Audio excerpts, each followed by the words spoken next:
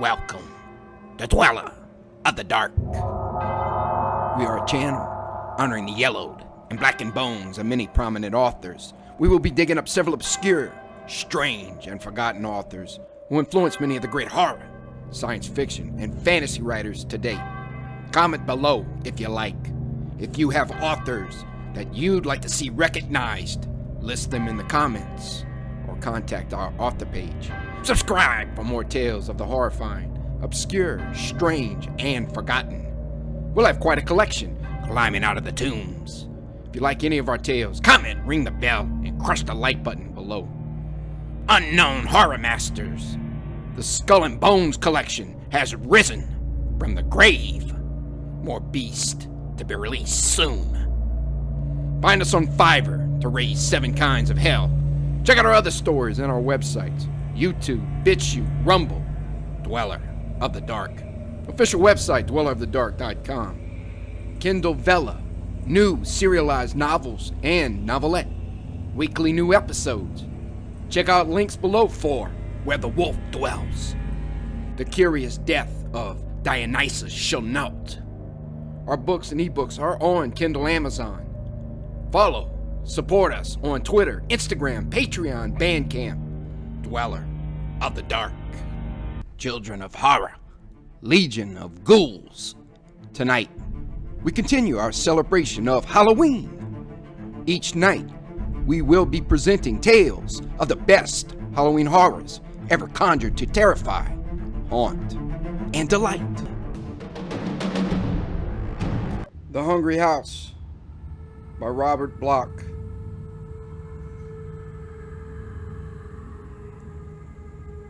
At first, there were just the two of them, he and she, together. That's the way it was when they bought the house. Then, it came. Perhaps it was there all the time, waiting for them in the house. At any rate, it was there now. And there was nothing they could do. Moving was out of the question. They'd taken a 5-year lease, secretly congratulating themselves on the low rental. It would be absurd to complain to the agent about it, and impossible to explain to their friends. For that matter, they had nowhere else to go. They had searched for months to find a home. Besides, at first, neither he nor she cared to admit that they were aware of its presence. But both of them knew it was there. She felt it the very first evening in the bedroom. She was sitting in front of the high, old-fashioned boudoir mirror, combing her hair. They hadn't settled all their things yet, and she didn't trouble to dust the place very thoroughly. In consequence, the mirror was cloudy, and the light above it flickered. So at first she thought it was just a trick of shadows, some flaw in the glass perhaps. The wavering outline behind her seemed to blur the reflection oddly, and she frowned in distaste. Then she began to experience what she often called her married feeling, the peculiar awareness which usually denoted her husband's entrance to a room she occupied. He must be standing behind her now. He must have come in quietly, without saying anything. Perhaps he was going to put his arms around her, surprise her, startle her. Hence, the shadow on the mirror. She turned, ready to greet him. The room was empty. And still, the odd reflection persisted, together with the sensation of a presence at her back. She shrugged, moved her head, and made a little face at herself in the mirror. As a smile, it was a failure, because the warped glass and the poor light seemed to distort her grin into something alien, into a smile that was not altogether a composition of her own face and features. Well, it had been a fatiguing ordeal, this moving business. She flicked a brush through her hair and tried to dismiss the problem. Nevertheless, she felt a surge of relief when he suddenly entered the bedroom. For a moment, she thought of telling him, then decided not to worry him over her nerves. He was more outspoken. It was the following morning that the incident occurred. He came rushing out of the bathroom, his face bleeding from a razor cut on the left cheek. "Is that your idea of being funny?" he demanded in the petulant little boy fashion she found so engaging. "Sneaking in behind me and making faces in the mirror gave me an awful start. Look at this nick I sliced on myself." She sat up in bed. "But darling, I haven't been making faces at you. I didn't stir from this bed since you got up." "Oh." He shook his head, his frown fading into a second set of wrinkles, expressing bewilderment. "Oh, I see. What is it?" She suddenly threw off the covers and sat on the edge of the bed, wriggling her toes and peering at him earnestly. "Nothing," he murmured. "Nothing at all. Just thought I saw you, or somebody, looking over my shoulder in the mirror. All of a sudden, you know. It must be those damn lights. Got to get some bulbs in town today." He patted his cheek with a towel and turned away. She took a deep breath. "I had the same feeling last night," she confessed, then bit her lip. "You did? It's probably just the lights, as you said, darling." "Uh-huh." He was suddenly preoccupied. "That must be it. I'll make sure and bring those new light bulbs." "You'd better. Don't forget, the gang is coming down for the housewarming on Saturday." Saturday proved to be a long time in coming. In the interim, both of them had several experiences which served to upset their minds much more than they cared to admit. The second morning, after he had left for work, she went out and back and looked at the garden. The place was a mess. Half an acre of land. All those trees, the weeds everywhere, and the dead leaves of autumn dancing slowly around the old house. She stood off on a little knoll and contemplated the gray gables of another century. Suddenly, she felt lonely here. It wasn't only the isolation, the feeling of being half a mile from the nearest neighbor, down a deserted dirt road. It was more as though she were an intruder here, an intruder upon the past. The cold breeze, the dying trees, the sullen sky were welcome. They belonged to the house. She was the outsider because she was young, because she was alive. She felt it all, but did not think it. To acknowledge her sensations would be to acknowledge fear.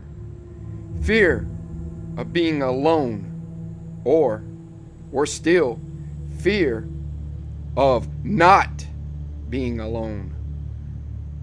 Because as she stood there, the back door closed. Oh, it was the autumn wind, all right. Even though the door didn't bang or slam shut, it merely closed. But that was the wind's work. It had to be. There was nobody in the house. Nobody to close the door. She felt in her house dress pocket for the door key, then shrugged as she remembered leaving it on the kitchen sink. Well, she hadn't planned to go inside yet anyway. She wanted to look over the yard, look over the spot where the garden had been, and where she fully intended a garden to bloom next spring. She had measurements to make and estimates to take, and 100 things to do here outside. And yet, when the door closed, she knew she had to go in. Something was trying to shut her out of her own house, and that would never do. Something was fighting against her, fighting against all idea of change. She had to fight back. So she marched up to the door, rattled the knob, found herself locked out as she expected. The first round was lost, but there was always the window. The kitchen window was eye level in height, and a small crate served to bring it within easy reach. The window was open a good 4 inches, and she had no trouble inserting her hands to raise it further. She tugged. Nothing happened. The window must be stuck. But it wasn't stuck. She'd just opened it before going outside, and it opened quite easily. Besides, they tried all the windows and found them in good operating condition. She tugged again. This time, the window raised a good 6 inches, and then something slipped. The window came down like the blade of a guillotine, and she got her hands out just in time. She bit her lip, sent strength through her shoulders, raised the window once more. And this time, she stared into the pane. The glass was transparent, ordinary window glass. She'd washed it just yesterday, and she knew it was clean.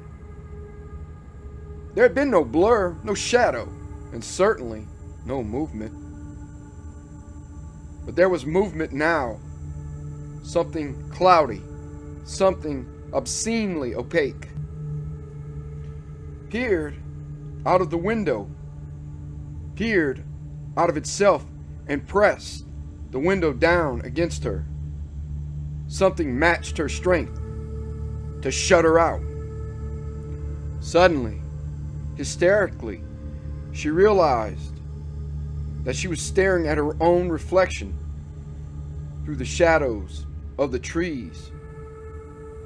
Of course, it had to be her own reflection, and there was no reason for her to close her eyes and sob as she tugged the window up and half tumbled her way into the kitchen. She was inside and alone, quite alone. Nothing to worry about, nothing to worry him about. She wouldn't tell him. He wouldn't tell her either. Friday afternoon, when she took the car and went into town for groceries and liquor in preparation for tomorrow's party, he stayed home from the office and arranged the final details of settling down. That's why he carried up all the garment bags to the attic to store the summer clothes, get them out of the way. And that's how he happened to open the little cubicle under the front gable. He was looking for the attic closet. He put down the bags and started to work along the wall with a flashlight. Then he noticed the door and the padlock. Dust and rust told their own story. Nobody had come this way for a long, long time. He thought again of Hacker, the glib real estate agent who'd handled the rental of the place. Been vacant several years and needs a little fixing up, Hacker had said. From the looks of it, nobody had lived here for a coon's age. All the better. He could force the lock with a common file. He went downstairs for the file and returned quickly, noting as he did so the heavy attic dust. Apparently, the former occupants had left in something of a hurry. Debris was scattered everywhere, and swirls and swirls scored the dust to indicate that belongings had been dragged and hauled and swept along in a haphazard fashion. Well, he had all winter to straighten things out, and right now he'd settle for storing the garment bags. Clipping the flashlight to his belt, he bent over the lock, file in hand, and tried his skill at breaking and entering. The lock sprung. He tugged at the door, opened it, inhaled a gust of moldy dampness, then raised the flash and directed the beam into the long, narrow closet. 1,000 silver slivers stabbed at his eyeballs. Golden, gleaming fire seared his pupils. He jerked the flashlight back, sent the beam upwards. Again, lances of light entered his eyes. Suddenly, he adjusted his vision and comprehension. He stood peering into a room full of mirrors. They hung from cords, lay in corners, stood along the walls in rows. There was a tall, stately, full-length mirror set in a door. A pair of plate glass ovals inset in old-fashioned dresser tops. A panel glass, and even a complete dismantled bathroom medicine cabinet similar to the one they had just installed. And the floor was lined with hand mirrors of all sizes and shapes. He noted an ornate silver-handled mirror straight from a woman's dressing table. Behind it stood the vanity mirror, removed from the table itself. And there were pocket mirrors, mirrors from purse compacts, mirrors of every size and shape. Against the far wall stood a whole series of looking glass slabs that appeared to have been mounted at one time in a bedroom wall.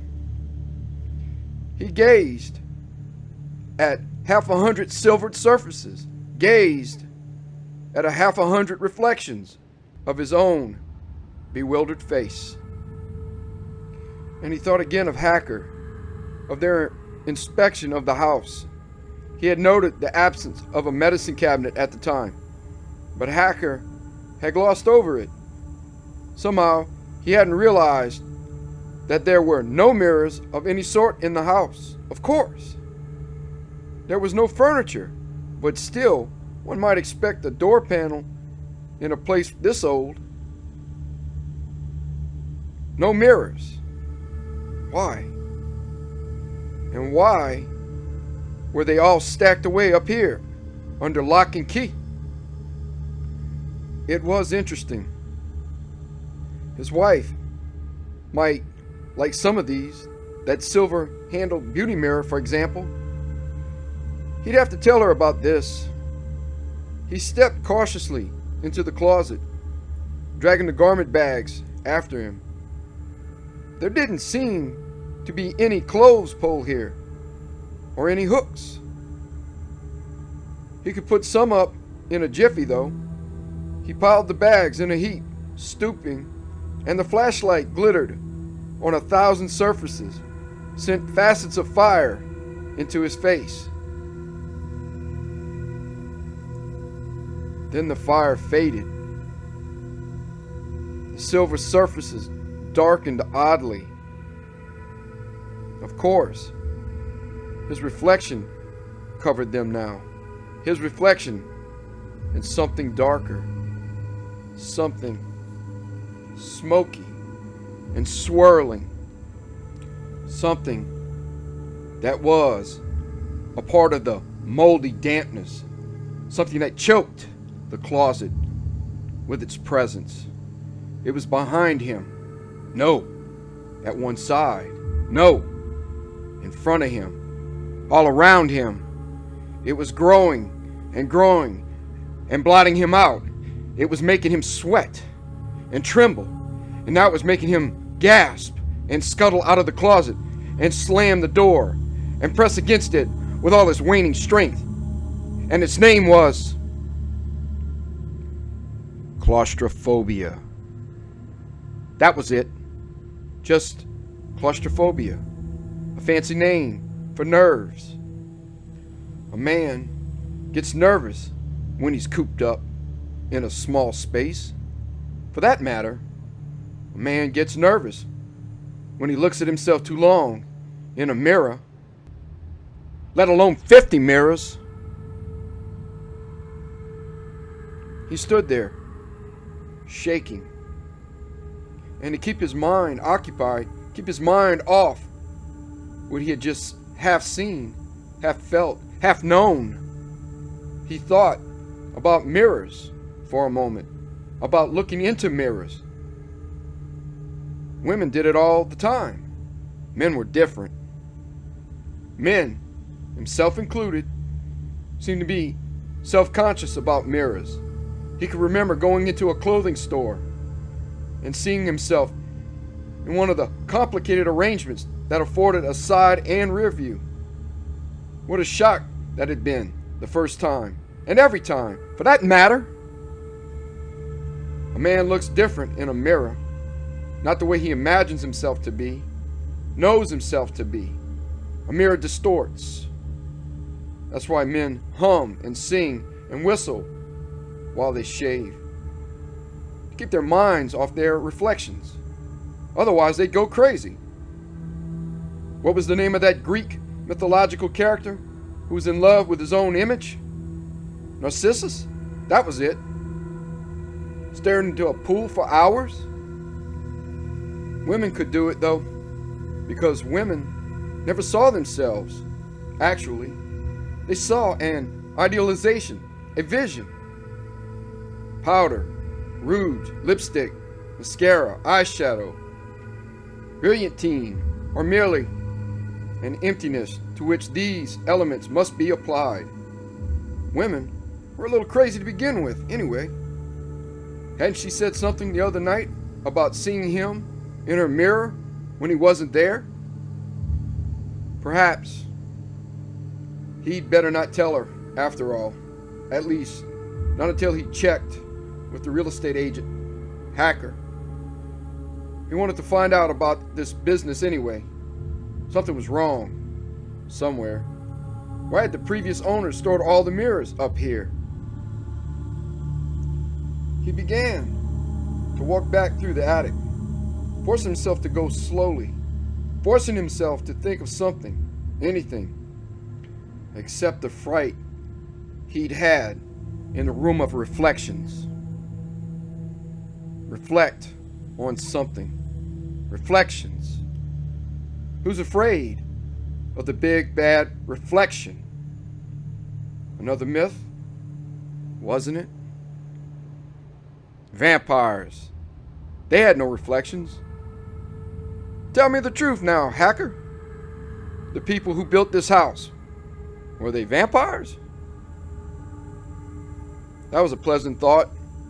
That was a pleasant thought to carry downstairs in the afternoon twilight, to hug to your bosom in the gloom while the floors creaked and the shutters banged, and the night came down in the house of shadows, where something peered around the corners and grinned at you in the mirrors on the walls. He sat there, waiting for her to come home, and he switched on all the lights, and he put the radio on too, and thanked God he didn't have a television set, because there was a screen, and the screen made a reflection, and the reflection might be something he didn't want to see. But there was no more trouble that evening. And by the time she came home with her packages, he had himself under control. So they ate and talked quite naturally. Oh, quite naturally.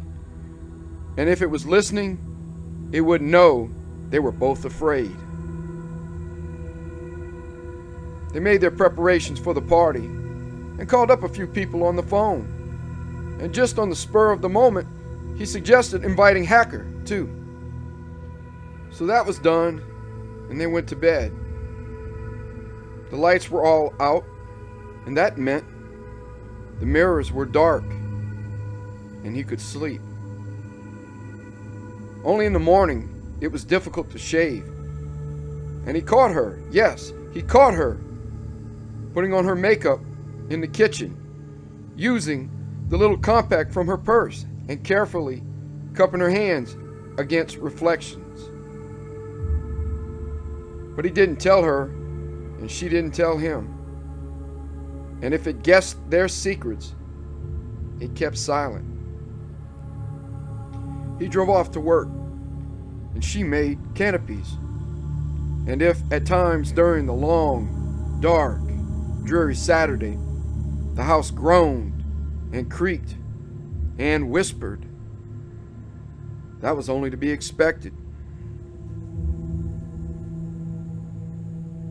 The house was quiet enough by the time he came home again, and somehow that was worse. It was as though something were waiting for night to fall. That's why she dressed early, humming, all the while she powdered and primped, swirling around in front of the mirror. You couldn't see too clearly if you swirled. That's why he mixed drinks before their hasty meal and saw to it that they both had several stiff ones.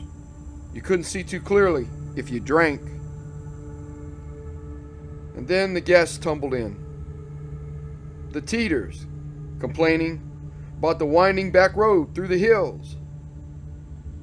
The Vallants, exclaiming over the antique paneling and the high ceilings. The Heirs, whooping and laughing, with Vic remarking that the place looked like something designed by Charles Adams. That was a signal for a drink. And by the time Hacker and his wife arrived, the blaring radio found ample competition from the voices of the guests. He drank and she drank, but they couldn't shut it out altogether. That remark about Charles Adams was bad. And there were other things, little things. The Talmadges had brought flowers, and she went out to the kitchen to arrange them in a cut glass vase. There were facets in the glass, and as she stood in the kitchen, momentarily alone, and filled the vase with water from the tap, the crystal darkened beneath her fingers, and something peered, reflected from the facets. She turned quickly, and she was all alone, holding 100 naked eyes in her hands. So she dropped the vase, and the Heirs, and Talmadges, and Hackers, and Valiants trooped out to the kitchen, and he came too. Talmadge accused her of drinking, and that was reason enough for another round. He said nothing, but got another vase for the flowers. And yet, he must have known, because when somebody suggested a tour of the house, he put them off. We haven't straightened things out upstairs yet, he said. It's a mess. And you'd be knocking into crates and stuff. Who's up there now? Asked Mrs. Teeters, coming into the kitchen with her husband. We just heard an awful crash. Something must have fallen over, the host suggested. But he didn't look at his wife as he spoke, and she didn't look at him. How about another drink? She asked. She mixed and poured hurriedly, and before the glasses were half empty, he took over and fixed another round. Liquor helped to keep people talking, and if they talked, it would drown out other sounds. The stratagem worked. Gradually, the group trickled back into the living room in twos and threes, and the radio blared, and the laughter rose, and the voices babbled to blot out the noises of the night. He poured and she served, and both of them drank, but the alcohol had no effect. They moved carefully, as though their bodies were brittle glasses without bottom, waiting to be shattered by some sudden, strident sound. Glasses hold liquor, but they never get drunk. Their guests were not glasses. They drank and feared nothing, and the drinks took hold. People moved about, and in and out, and pretty soon, Mr. Valiant and Mrs. Talmadge embarked on their own private tour of the house upstairs. It was irregular and unescorted, but fortunately, nobody noticed either their departure or their absence, at least not until Mrs. Talmadge came running downstairs and locked herself in the bathroom. Her hostess saw her pass the doorway and followed her. She rapped on the bathroom door, gained admittance, and prepared to make discreet inquiries. None was necessary. Mrs. Talmadge, weeping and wringing her hands, fell upon her. That was a filthy trick, she sobbed. Coming up and sneaking in on us. The dirty louse. I admit, we were doing a little smooching, but that's all there was to it. And it isn't as though he didn't make enough passes at Gwen Hacker himself. What I want to know is, where did he get the beard? It frightened me out of my wits. What's all this? She asked, knowing all the while what it was and dreading the words to come. Jeff and I were in the bathroom, just standing there in the dark. I swear it. And all at once, I looked up over my shoulder at the mirror because light began streaming in from the hall. Somebody had opened the door, and I could see the glass and this face. Oh, it was my husband, all right. But he had a beard on, and the way he came slinking in, glaring at us. Sobs choked off the rest. Mrs. Talmadge trembled so that she wasn't aware of the tremors which racked the frame of her hostess. She, for her part, strained to hear the rest, sneaked right out again before we could do anything but wait till I get him home, scaring the life out of me, and all because he's so crazy jealous. The look on his face in the mirror. She soothed Mrs. Talmadge. She comforted Mrs. Talmadge. She placated Mrs. Talmadge. And all the while there was nothing to soothe or calm or placate her own agitation. Still, both of them had restored a semblance of sanity by the time they ventured out into the hall to join the party, just in time to hear Mr. Talmadge's agitated voice booming out over the excited responses of the rest. So I'm standing there in the bathroom, and this old witch comes up and starts making faces over my shoulder in the mirror. What gives here, anyway? What kind of a house you running here? He thought it was funny. So did the others. Most of the others. The host and hostess stood there, not daring to look at each other. Their smiles were cracking. Glasses brittle. "I don't believe you," went Hacker's voice. She'd had one or perhaps 3 too many. "I'm going up right now and see for myself." She winked at her host and moved toward the stairs. "Hey, hold on!" He was too late. She swept or wobbled past him. "Halloween pranks?" said Talmadge, nudging him. "Old babe in a fancy hairdo? Saw her plain as day. What you cook up for us here, anyhow?" He began to stammer something, anything, to halt the flood of foolish babbling.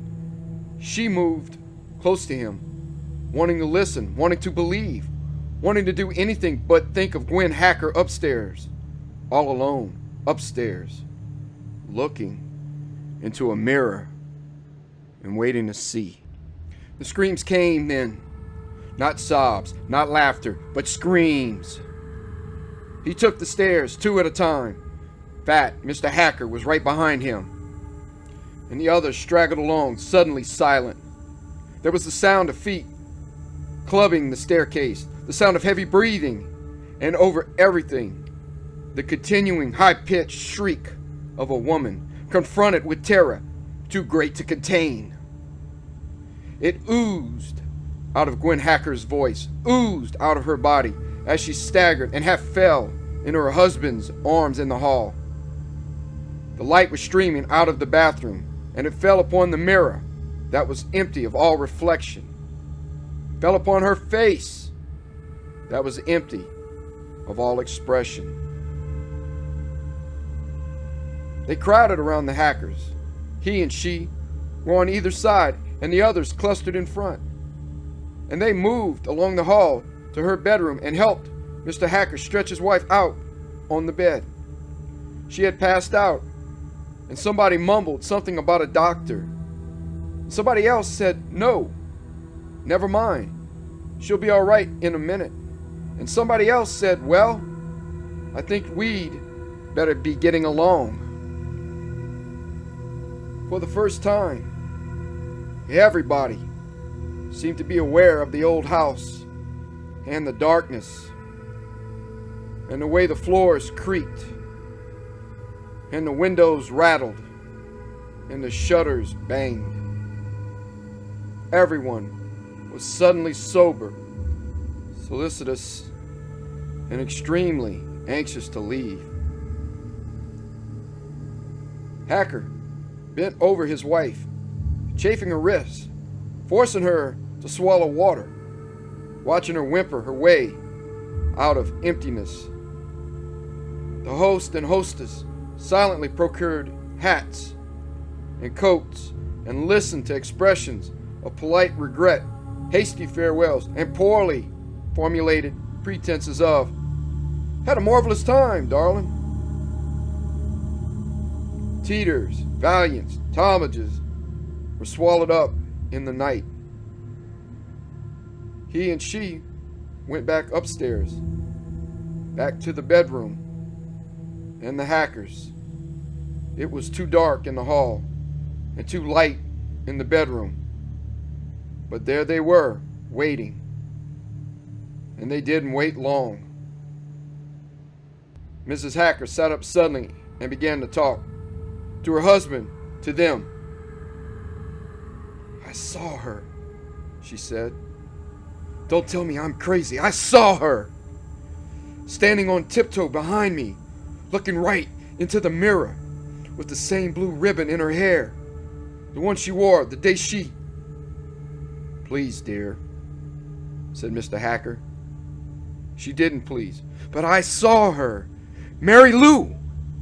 She made a face at me in the mirror, and she's dead. You know she's dead. She disappeared 3 years ago, and they never did find the body." "Mary Lou Dempster?" Hacker was a fat man. He had 2 chins. Both of them wobbled. She played around here. You know she did. And Wilma Dempster told her to stay away. She knew all about this house. But she wouldn't. And now... Oh, her face! More sobs. Hacker patted her on the shoulder. He looked as though he could stand a little shoulder patting himself, but nobody obliged. He stood there. She stood there, still waiting for the rest. Tell them, said Mrs. Hacker. Tell them the truth. All right, but I'd better get you home. I'll wait. I want you to tell them. You must, now. Hacker sat down heavily. His wife leaned against his shoulder. The two waited another moment. Then it came. I don't know how to begin, how to explain, said fat Mr. Hacker. It's probably my fault, of course. I didn't know. All this foolishness about haunted houses. Nobody believes that stuff anymore. And all it does is push property values down. So I didn't say anything. Can you blame me? I saw her face, whispered Mrs. Hacker. I know. And I should have told you. About the house, I mean. Why it hasn't rented for 20 years. Old story in the neighborhood. And you'd have heard it sooner, or later anyway, I guess. Get on with it, said Mrs. Hacker. She was suddenly strong again, and he, with his wobbling chins, was weak. Host and hostess stood before them, brittle as glass, as the words poured out and filled them to overflowing. He and she, watching and listening, filling up with the realization, with the knowledge, with that for which they had waited. It was the Bellman house they were living in. The house Joe Bellman built for his bride back in the 60s. The house where his bride had given birth to Laura and taken death in exchange. And Joe Bellman had toiled through the 70s as his daughter grew to girlhood, rested in complacent retirement during the 80s as Laura Bellman blossomed into the reigning beauty of the county. Some said the state. But then flattery came quickly to men's lips in those days. There were men aplenty, coming and going through that decade, passing through the hall in polished boots, bowing and stroking brilliantine mustachios, smirking at old Job, grinning at the servants, and gazing in moonstruck adoration at Laura. Laura took it all as her rightful due, but land's sakes, she'd never think of it. No, not while Papa was still alive, and no, she couldn't. She was much too young to marry, and why? She'd never heard of such a thing. She'd always thought it was so much nicer just being friends.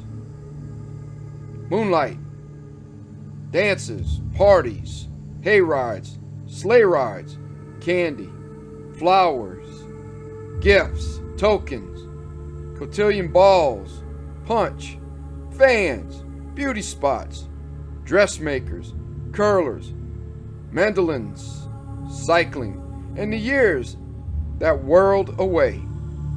And then one day, old Job dead, in the four-poster bed upstairs, and the doctor came, and the minister, and then the lawyer. Hacking away with his dry, precise little cough, and his talk of inheritance and estate and annual income. Then she was alone, just she and the servants and the mirrors. Laura and her mirrors. Mirrors in the morning, in the careful inspection, the scrutiny that began the day.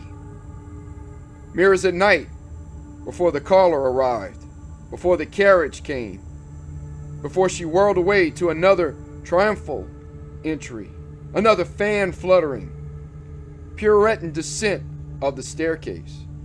Mirrors at dawn, absorbing the smiles, listening to the secrets, the tale of the evening triumph. Mirror, mirror on the wall, who is the fairest of them all? Mirrors told her the truth. Mirrors did not lie. Mirrors did not paw or clutch or whisper or demand in return for acknowledgement of beauty. Years passed, but mirrors did not age, did not change, and Laura did not age. The callers were fewer, and some of them were oddly altered. They seemed older somehow, and yet how could that be? For Laura Bellman was still young. The mirrors said so, and they always told the truth. Laura spent more and more time with the mirrors, powdering, searching for wrinkles, tinting and curling her long hair, smiling, fluttering eyelashes, making deliciously delicate little moues, swirling daintily, posturing before her own perfection. Sometimes, when the callers came, she sent word that she was not at home. It seemed silly, somehow, to leave the mirrors. And, after a while, there weren't many callers to worry about. Servants came and went. Some of them died. But there were always new ones. Laura and the mirrors remained. The 90s were truly gay, but in a way other people wouldn't understand. How Laura laughed, rocking back and forth on the bed, sharing her giddy secrets with the glass. The years fairly flew by, but Laura merely laughed. She giggled and tittered when the servant spoke to her, and it was easier now to take her meals on a tray in her room. Because there was something wrong with the servants and with Dr. Turner, who came to visit her and who was always being tiresome about going away for a rest to a lovely home. They thought she was getting old, but she wasn't. The mirrors didn't lie. She wore the false teeth and the wig to please the others, the outsiders, but she didn't really need them. The mirrors told her she was unchanged. They talked to her now. The mirrors did. And she never said a word. Just sat nodding and swaying before them in the room, reeking of powder and patchouli, stroking her throat and listening to the mirrors telling her how beautiful she was and what a belle she would be if she would only waste her beauty on the world. But she'd never leave here. Never. She and the mirrors would always be together. And then came the day they tried to take her away. And they actually laid hands upon her. Upon her, Laura Bellman, the most exquisitely beautiful woman in the world. Was it any wonder that she fought, clawed, and kicked and whined, and struck out so that one of the servants crashed headlong into the beautiful glass, and struck his foolish head and died, his nasty blood staining the image of her perfection? Of course, it was all a stupid mistake, and it wasn't her fault. And Dr. Turner told the magistrate so when he came to call. Laura didn't have to see him, and she didn't have to leave the house. But they always locked the door to her room now, and they took away all her mirrors. They took away all her mirrors. They left her alone, caged up, a scrawny, wizened, wrinkled old woman with no reflection. They took the mirrors away and made her old and ugly and afraid. The night they did it, she cried. She cried and hobbled around the room, stumbling blindly in a tearsome tour of nothingness. That's when she realized she was old and nothing could save her, because she came up against the window and leaned her wrinkled forehead against the cold glass. The light came from behind her, and as she drew away, she could see her reflection in the window. The window. It was a mirror, too!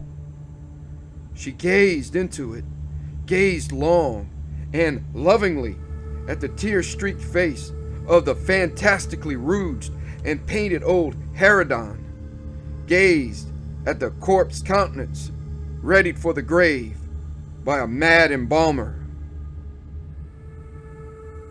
Everything whirled. It was her house. She knew every inch of it. From the day of her birth onwards, the house was a part of her. It was her room. She had lived here forever and ever. But this obscenity was not her face. Only a mirror could show her that. And there would never be a mirror for her again. For an instant she gazed at the truth, and then, mercifully, the gleaming glass of the window pane altered, and once again she gazed at Laura Bellman, the proudest beauty of them all. She drew herself erect, stepped back, and whirled into a dance. She danced forward, a prim, self-conscious smile on her lips, danced into the window pane, half through it, until razored splinters of glass tore her scrawny throat. That's how she died, and that's how they found her. The doctor came, and the servants and the lawyer did what must be done. The house was sold, then sold again. Fell into the hands of a rental agency. There were tenants, but not for long. They had trouble with mirrors. A man died of a heart attack, they said, while adjusting his necktie before the bureau one evening. Grotesque enough, but he had complained to people in the town about strange happenings, and his wife babbled to everyone. A school teacher who rented the place in the 20s passed away in circumstances which Dr. Turner had never seen fit to relate. He had gone to the rental agency and begged them to take the place off the market. That was almost unnecessary, for the Bellman home had its reputation firmly established by now. Whether or not Mary Lou Dempster had disappeared here would never be known. But the little girl had last been seen a year ago on the road leading to the house, and although a search had been made and nothing discovered, there was talk aplenty. Then the new heirs had stepped in briskly with their poo-poos and their harsh dismissals of advice, and the house had been cleaned and put up for rental. So he and she had come to live here with it. And that was the story, all of the story. Mr. Hacker put his arm around Gwen, harumphed, and helped her rise. He was apologetic. He was shamefaced. He was deferential. His eyes never met those of his tenant. He barred the doorway We're getting out of here, right now, he said. Lease or no lease. That can be arranged, but I can't find you another place tonight, and tomorrow's Sunday. We'll pack and get out of here tomorrow, she spoke up. Go to a hotel, anywhere, but we're leaving. I'll call you tomorrow, said Hacker. I'm sure everything will be all right. After all, you stayed here through the week and nothing. I mean, nobody has. His words trailed off. There was no point in saying any more. The hackers left, and they were all alone. Just the two of them. Just the three of them, that is. But now they, he and she, were too tired to care. The inevitable letdown, product of overindulgence and overexcitement, was at hand. They said nothing. There was nothing to say. They heard nothing, for the house and it maintained a somber silence. She went to her room and undressed. He began to walk around the house. First, he went to the kitchen and opened a drawer next to the sink. He took a hammer and smashed the kitchen mirror. Tinkle, tinkle, and then a crash. That was the mirror in the hall. Then upstairs to the bathroom. Crash and clink of broken glass in the medicine cabinet. Then a smash as he shattered the panel in his room. And now he came to her bedroom and swung the hammer against the huge oval of the vanity, shattering it to bits. He wasn't cut, wasn't excited, wasn't upset, and the mirrors were gone. Every last one of them was gone. They looked at each other for a moment. Then he switched off the lights, tumbled into bed beside her, and sought sleep. The night wore on. It was all a little silly in the daylight, but she looked at him again in the morning, and he went into his room and hauled out the suitcases.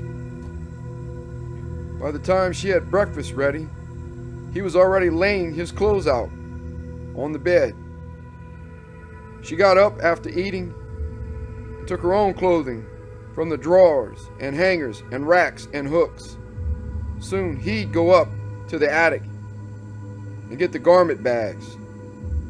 The movers could be called tomorrow, or as soon as they had a destination in mind. The house was quiet.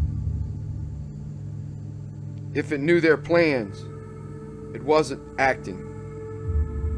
The day was gloomy, and they kept the lights off without speaking, although both of them knew it was because of the window panes and the story of the reflection. He could have smashed the window glass, of course, but it was all a little silly, and they'd be out of here shortly. Then they heard the noise. Trickling, burbling, splashing sound. It came from beneath their feet. She gasped. Water pipe in the basement, he said, smiling and taking her by the shoulders. Better take a look.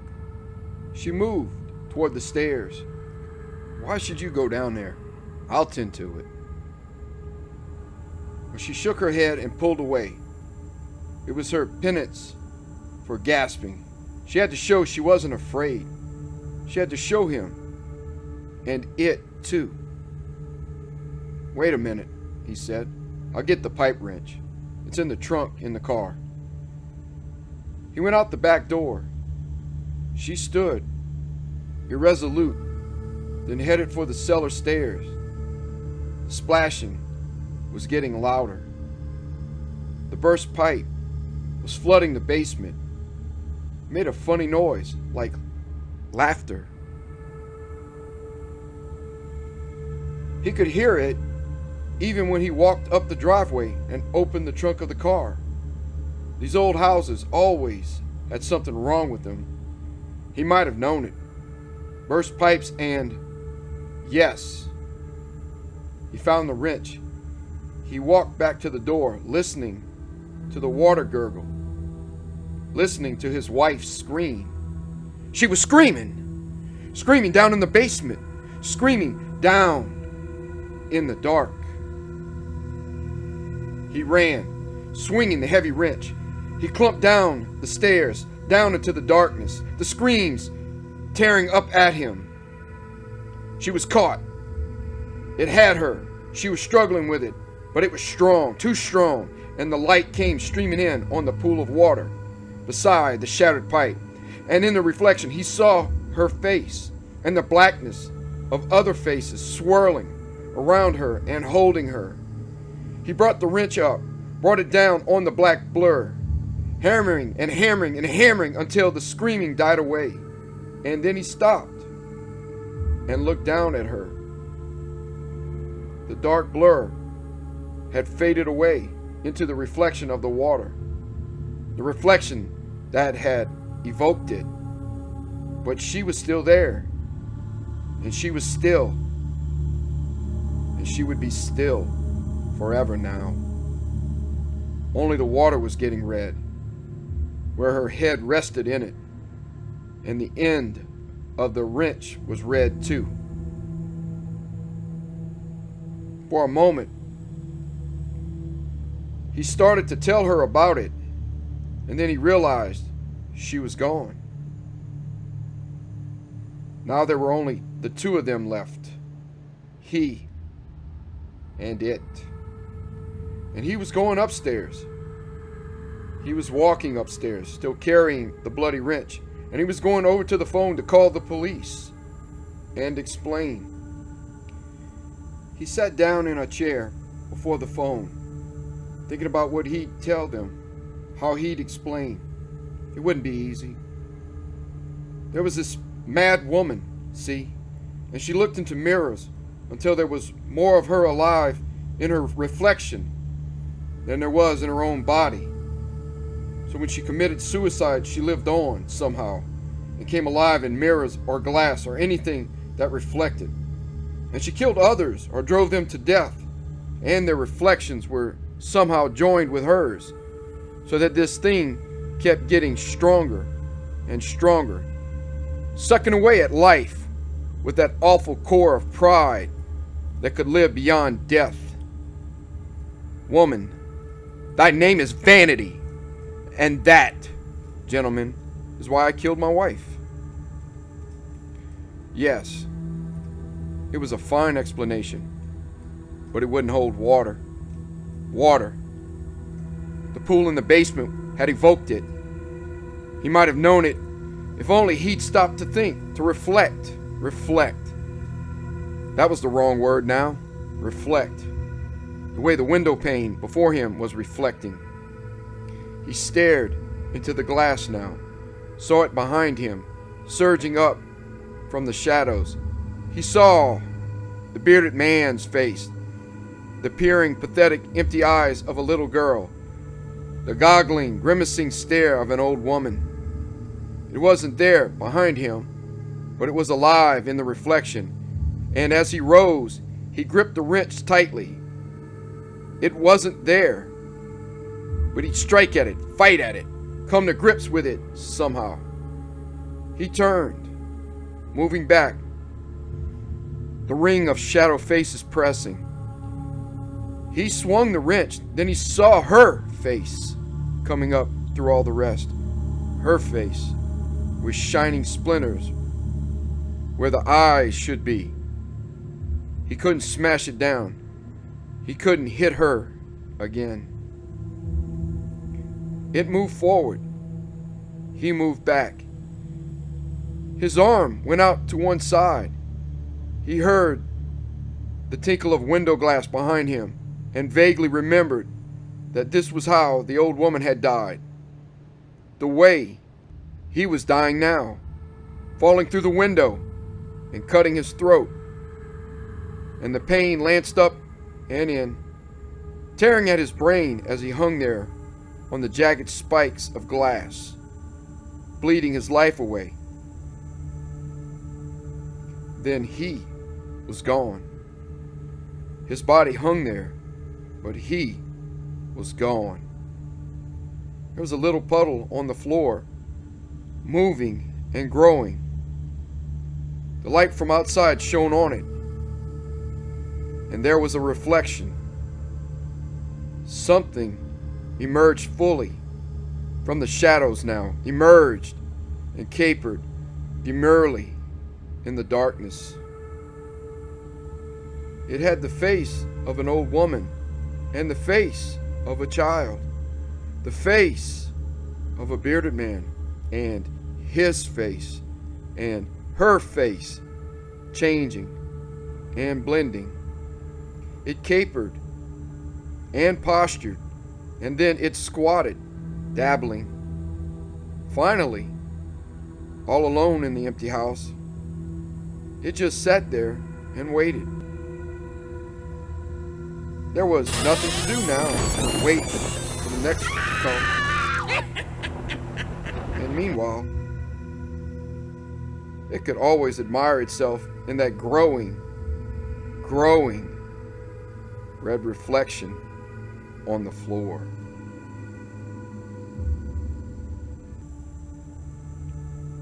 Thank you for listening. Have a great night.